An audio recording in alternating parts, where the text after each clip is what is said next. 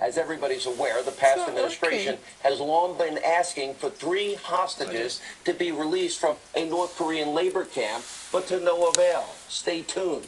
Now, this is just one new positive development from the Korean Peninsula that is seeing now tremendous progress under our new president. Now, let's break this down. 3 American lives are at stake. Your mainstream media is yawning, paying very little attention.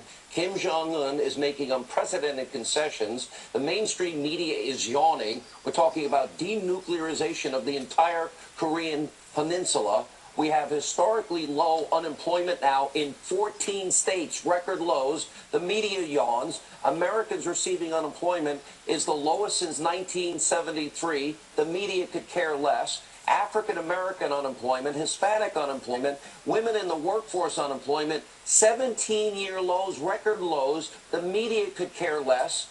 Do you need any more proof that the news media in this country does not care about the truth, about doing their job, about you? They care about their liberal, left-wing, pathetic agenda. And they're like one big, huge, massive echo chamber with a bunch of overpaid, spoiled brat anchors that don't do their job. Joining us now, former U.S. Attorney Joe DeGenova. For full disclosure, as always, he has done some legal work for me in the past. He and his wife, Victoria, attended my radio show Christmas party, and we did share drinks together, and we talked and we laughed. Good to see you, sir. You too. You know, so much news was made in that interview. Indeed. And you saw the coverage. Let's start there. Your reaction. What does it say? What does it say to the American consumer about the news industry in general in this country? Well, I think when you take a look at the White House Correspondents' Dinner and the conduct of the people there, and when you look at the absence of coverage of something so major as your show last night, it's pretty clear, Sean, that you're right. American journalism is dead. It's dying. It's in a coffin. And the fact is, these people are not journalists anymore. They're people with an agenda. They want to prove something. They don't want to find something out. They want to say something on their own. And this is an example of it. It's really a sad day, a sad, sad day. Joe, we've had massive surveillance abuse, Yes. unmasking abuse. We've had the leaking of raw intelligence, Samantha Power unmasking a person a day. And then we have the bigger scandal. Rudy Giuliani is right.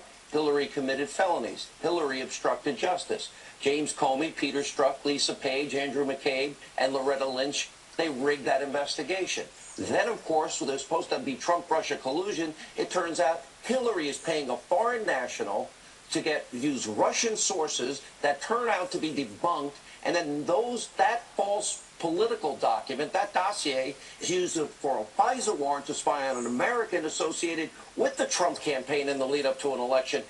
They're virtually silent on the biggest abuse of power scandal in the history of the country.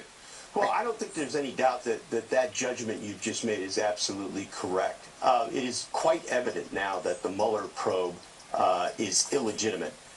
This effort to attempt to interview the President of the United States has now reached the point where there's just no doubt at all that the President should refuse to be interviewed by them. And that's because it's clear that that Mueller and his team of Democratic thugs are acting in bad faith. They know that the President, under Department of Justice rules, cannot be indicted. They have no evidence to indict him. The office of Robert Mueller was created by Rod Rosenstein illegally. There he mentioned no crime to be investigated. All of this leads to the ultimate conclusion that the perpetuation of this investigation by Mueller is doing grave damage to the United States. It's doing grave damage to United States foreign policy. It's doing grave damage to U.S. law enforcement because of the thug-like tactics that have been used in the Manafort case and in the Cohen case. And it points to something that really is disturbing. After watching the Deputy Attorney General of the United States, Rod Rosenstein, accuse Congress of trying to extort him and others in the department by conducting legitimate constitutional oversight, I would say that between Mueller and Rosenstein and the absent Attorney General, God bless him, we have a very serious crisis in American federal law enforcement. Oh, I agree.